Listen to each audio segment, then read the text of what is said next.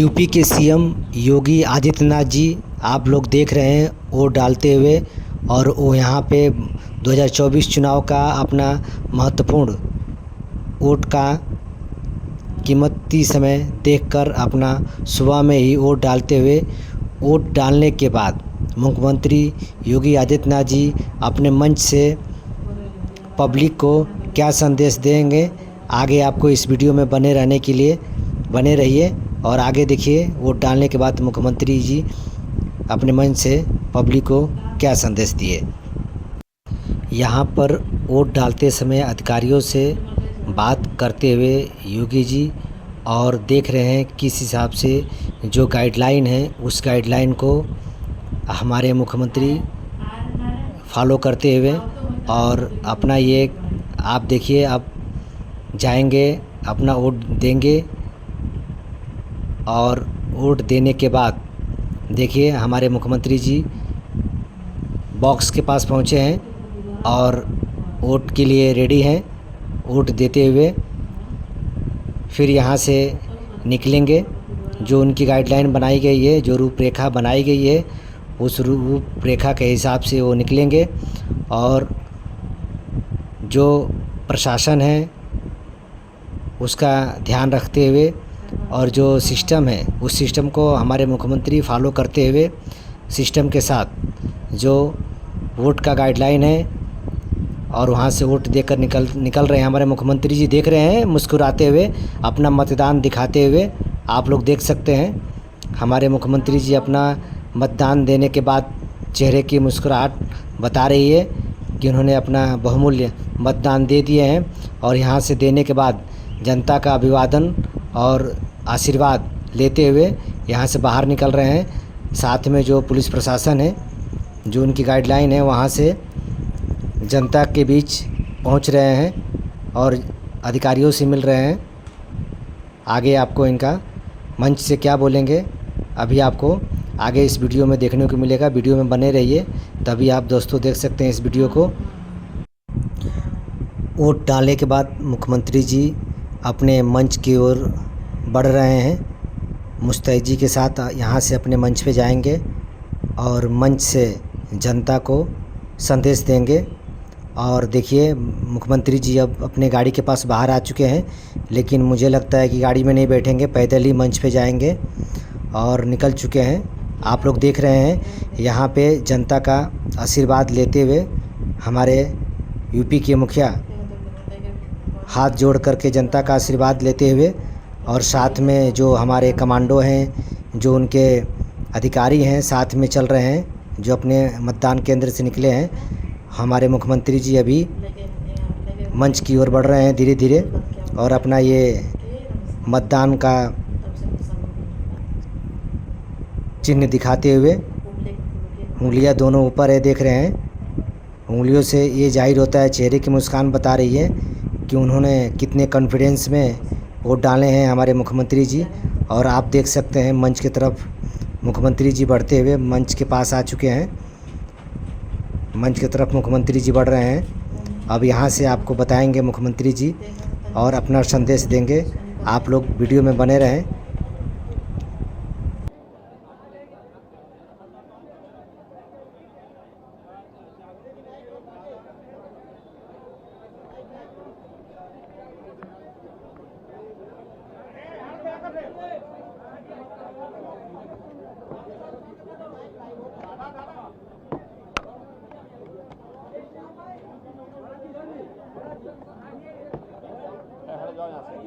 हट जाओ यहाँ से एनएस से हट जाओ, सब हट जाओ, पीछे से भी हट जाओ, पीछे से भी हट जाओ।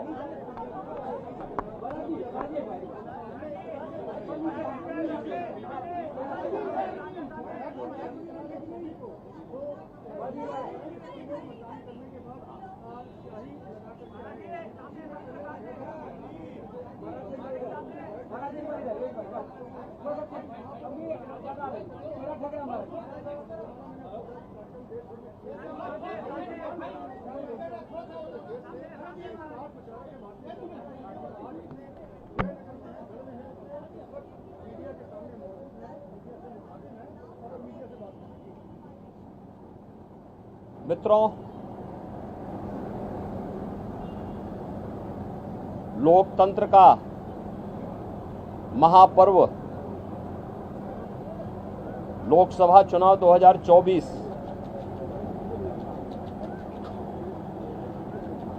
अंतिम चरण का चुनाव आज देश के 8 राज्यों के 57 सीटों पर हो रहा है, जिसमें उत्तर प्रदेश की 13 सीटों पर भी आज पूर्वी उत्तर प्रदेश में मतदान हो रहा है। पिछले 2.5 महीने से अधिक समय से जो देश के अंदर आम जन की आकांक्षाओं को पूरा करने के लिए जनता जनार्दन की जो अपेक्षा थी, उसके अनुरूप विभिन्न राजनीतिक दलों ने जनता जनार्दन के सामने अपने अपने मुद्दे रखे, अपनी सरकारों के समय के कार्य और कारनामों को रखे। आज अंतिम चरण में 8 राज्यों के 57 सीटों पर मतदान हो रहा है। उत्तर प्रदेश की भी इन 13 सीटों पर, जो हमारी पूर्वी उत्तर प्रदेश में महाराजगंज, गोरखपुर, कुशीनगर, देवरिया, सलेमपुर, बलिया, घोसी, गाजीपुर, वाराणसी, चंदौली, मिर्जापुर, रावड़सगंज, ये सभी सीट्स हैं। इन सब पे इलेक्शन प्रारंभ हो चुका है। मौसम की विपरीत परिस्थितियों के बावजूद भी मतदाताओं ने जो उत्साह दिखाया है, मैं सबसे पहले उन सभी मतदाताओं के प्रति हृदय से आभार व्यक्त करता हूं, जिन्होंने लोकतंत्र के प्रति अपनी आस्था को व्यक्त करते हुए भीषण गर्मी में, टेम्परेचर इस समय 50 डिग्री के आसपास जा रहा है, जो संभवतः कई वर्षों के बाद और कई दशकों के बाद इस प्रकार की स्थिति हम सबको देखने को मिल रही है। लेकिन इस सब के बावजूद भी जनता का उत्साह कम नहीं है, बल्कि वह और भी मजबूती के साथ देश के अंदर नई सरकार गठन करने के लिए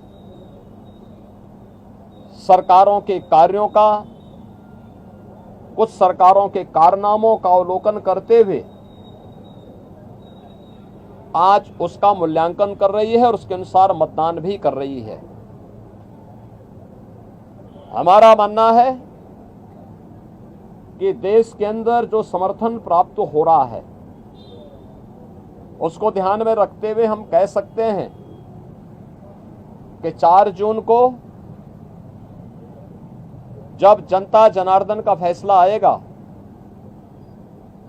तो देश के अंदर आत्मनिर्भर और विकसित भारत के लिए विरासत भी और विकास भी, गरीबों के प्रति संवेदना भी, युवा पीढ़ी के उज्जवल भविष्य,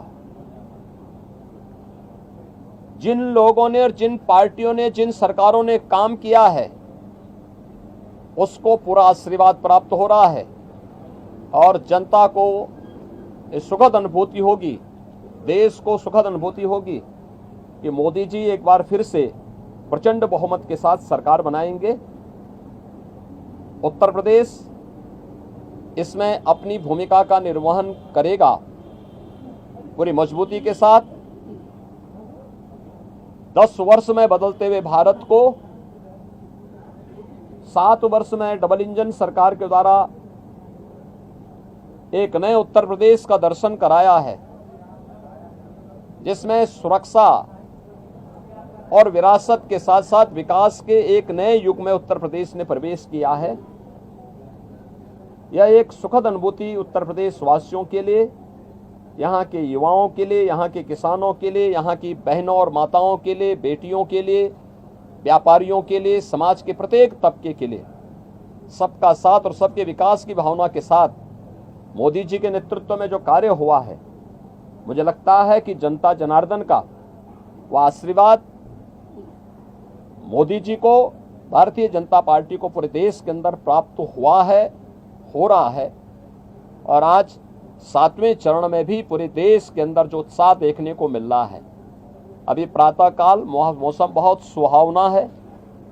इस सुहावने मौसम का आनंद लेकर के मैं मतदाताओं से अपील करूंगा कि हमें अब जाति, मत और मजहब से ऊपर उठ करके अपने देश के उज्जवल भविष्य के लिए एक आत्मनिर्भर और विकसित भारत की जिस संकल्पना को मोदी जी ने आजादी के अमृत महोत्सव वर्ष में देशवासियों को दिया है, उसको साकार करने का समय आ गया है, जिससे भारत आज जो देश की सबसे बड़ी, दुनिया की सबसे बड़ी उभरती हुई अर्थव्यवस्था है, यह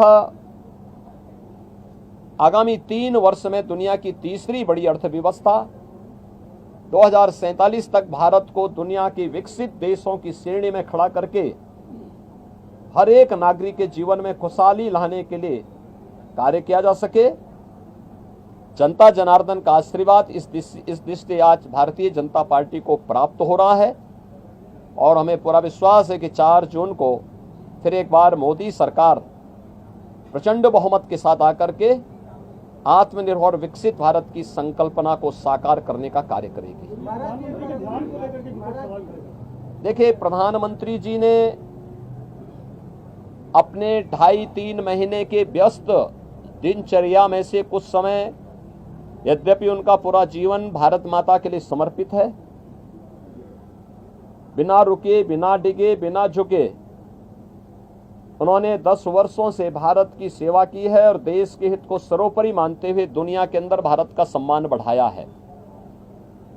मोदी जी की यह आराधना एक आध्यात्मिक आराधना, राष्ट्र आराधना है। भारत माता के श्री चरणों में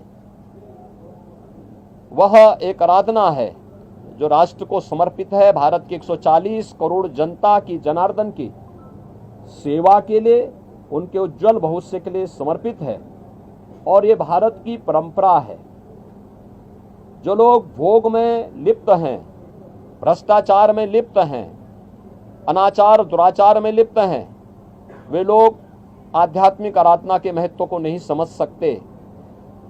आध्यात्मिक आराधना को समझने के लिए भारत और भारत जैसा मन चाहिए।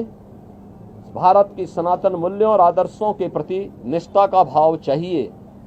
जिनके मन में भारत के प्रति आस्था का भाव नहीं है, भारत के सनातन मूल्यों और आदर्शों की ध्वजियां उड़ाना जिन्होंने अपने जीवन का उद्देश्य समझ लिया था और जिनके कारनामों से जनता उनको बार बार ठुकराई है, वे लोग मोदी जी के इस ध्यान साधना और इस राष्ट्र आराधना का मखौल भले ही उड़ा सकते हैं, लेकिन जनता जनार्दन अपने नेता के समर्थन में और उनके पूरे कार्यक्रमों के साथ, पूरे समर्पित भाव के साथ जुड़ी हुई है। और जनता जनार्दन का पूरा आशीर्वाद, पूरा स्नेह मोदी जी के साथ में है।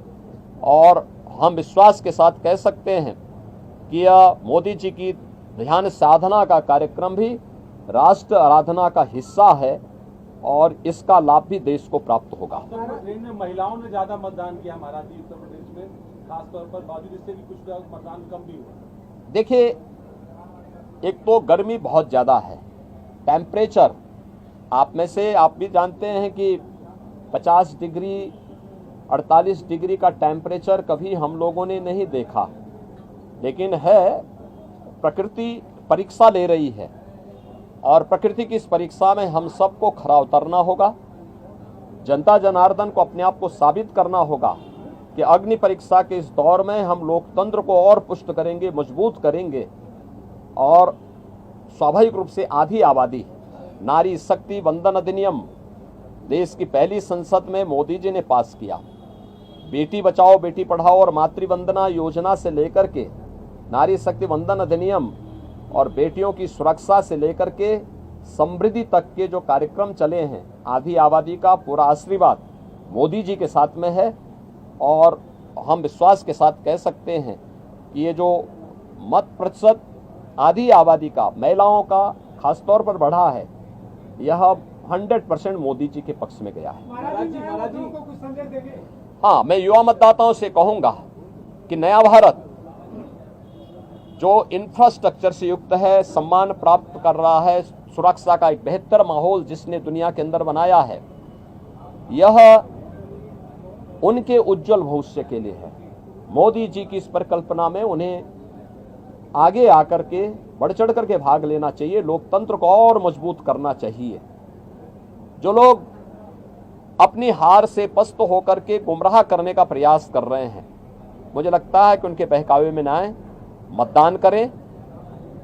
उज्जवल भविष्य के लिए, उज्जवल भारत, आत्मनिर्भर भारत में ही हम सब का भविष्य है, युवाओं का, अन्नदाता किसानों का, महिलाओं का, समाज के प्रत्येक व्यक्ति का। और मोदी जी ने तो 4 जातियां देश के अंदर कही।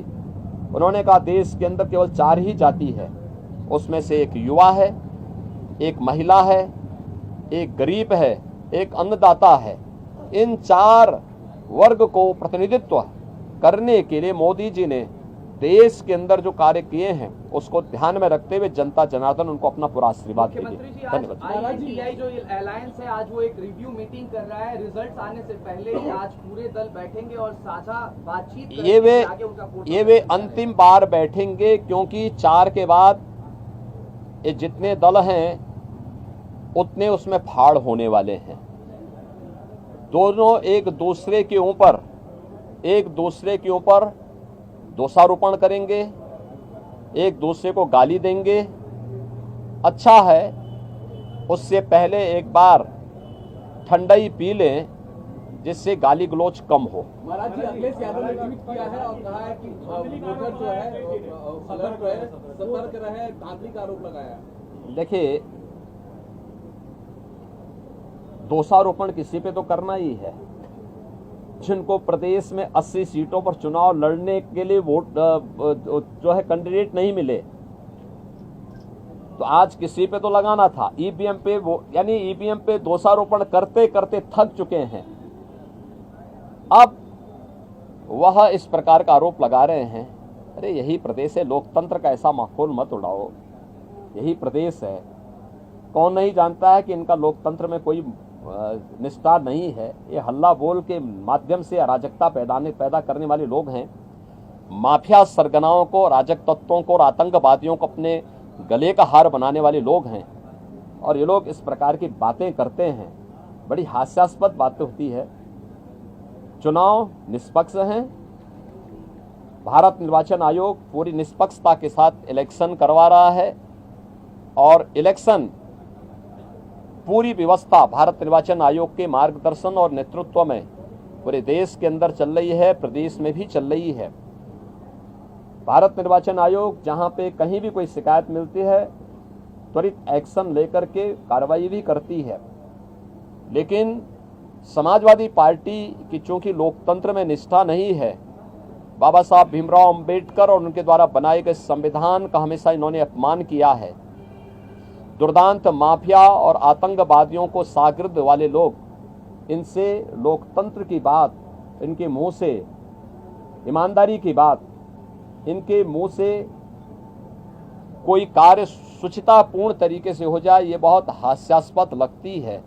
और इसलिए जैसी करनी वैसी भरनी। धन्यवाद। Thank you.